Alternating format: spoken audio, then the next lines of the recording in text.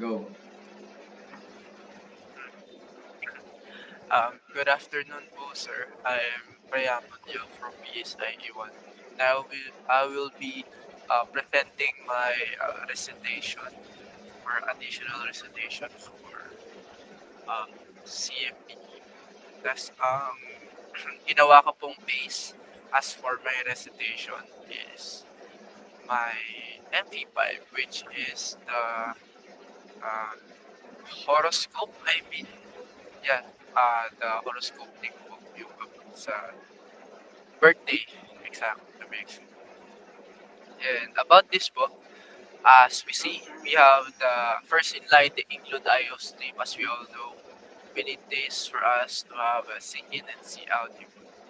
Secondly, include string, as we all know too, is to allow the program to use string data types to store po yung mga uh, different arrays or same element sa isang program po. About naman sa include Victor is another new thing para sa mga hindi po uh, alam yung vector or sa hindi nyo po naturo. Yung vector po is gumagana po siya para i-store po yung dynamic array po. Like mga elements in int main. For example po, yung vector po, nag-i-store po siya ng strings. So yung string po, nag-i-store po ng simple command or simple array like this po. But how can you store different types of strings? So we have the vector po. For my coding, another thing is the using names with STD. As we all know, STD dot para automatic see on ganun. As for the coding, for the struct horoscope, another thing that is new to everyone, uh, yung struct horoscope po is para po mag-group po yung mga mga related data na nasa loob po ng horoscope. Dahil po marami po tayong set of variables na declare sa string natin, kailangan po natin siya pagsamahin para makuha yung output later. Int main, vector horoscope. So we have here the first use of vector. Vector is the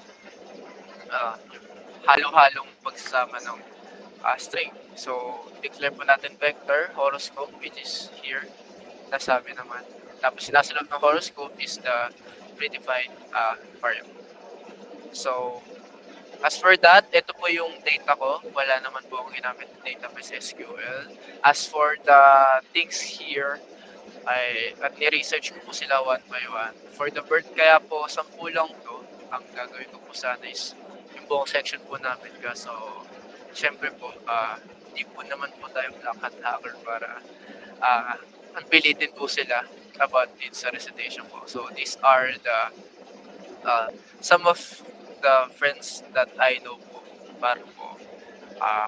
para po sa example ko. For here, sa example 1, puro officers lang po to. Ano pong pagkakamali dito sa 1? Let's see po. Here, nagkakaroon po siya ng problem sa C++, yung initiator. Lately ko na lang din po nalaman na yung sa C++, may mga edition po siya like C++ 98, C++ 11, like that. So, nag-research po ako and I tried to renew it into this one. So, refresh po siya. So, meron pang ganyan. Kasi medyo para, for example, ito naman po for wait lang, let's try po. This one is for C11, C++ 11 po, which is another compiler po. Dahil nga po nagkaroon ng error, wala daw po sa C++ 98 po, which is sobrang arte po nitong C++. Medyo ano po ako niyan, medyo inaantok po ako ginagawa. So, nag-ask po ako sa Google, tas nag-research na rin about that. Dahil siyempre po, wala na po akong ma-research about that halos dahil hindi ko po ganun maintindihan. Like ChatGPT po. Pero as a guide po, nagpa-reformat po ako ng ah, nagpa-reformat po ako ng yung sa buong coding ko. Pero gamit po yung mga previous na ginawa ko like this. It's just for reformatting. This reformatting po is available to all compilers. So, may nadagdag. This one. So, kaya po nadagdag to dahil sa C++ 98 code, pati C++ 11 or the later part na lahat ng mga compiler is sensitive po sila dun sa mga variables na hilingi. So, ang nadagdag lang po talaga sa mainly sa code dun sa 1, 2, 3 is here po. Sinabi na po namin, nilagay na po natin yung sa constant as a variable dun sa horoscope. String date, string zodiac, such that. Tapos, dun sa preferred na variable din sa struct horoscope, i-connect lang po natin siya dun sa nilagay natin constant. For example, predefined date equals date para po ma-read ng code. So as of this, an example po is that another thing po para sa mga hindi pa po alam is yung sa pushback. Dahil po dun sa past horoscope na ginawa ko sa 1 and 2, nalaman ko po na kailangan pong maglagay ng pushback for the vector 12. Ano bang ginagawa ng pushback? So yung pushback po pala, ginagawa po is para po so if meron po tayong example, itong variable na to, ipo-push back niya po yung variable o kaya yung item from here. So para ang main purpose po nun sa coding ko is para po makapaglagay pa po ng another variable or set of data po dito sa code ko po. So pushback such that, and this one, strict Monday year. Alam naman po natin to for us to input. Another thing is yung paglalagay ko po ng bool. So alam naman natin ang bool is used for true or false statement or 0-1, bool alpha, true or false, something like that.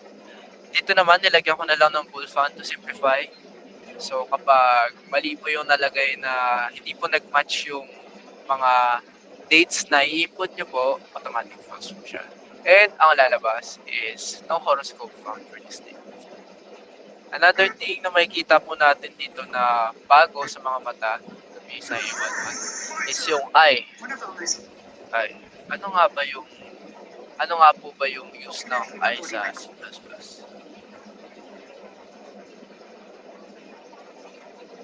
So yung yung I po pala, ginagamit po siya para parang pre-increment operator po siya na which means immediately. So for example po, ilalagay po natin yung zodiac sign. Yung date. Automatic po na maglalabas doon yung mga data po dito. So immediately po nalalabas po siya kahit hindi po hinihingi dun sa input. So kapag naglagay po kayo ng kung ano pa yung input nyo, automatic lalabas. So parang finder lang po siya yung horoscope. So dahil yung third thing ko po, tinry ko po, compile natin. So try natin yung first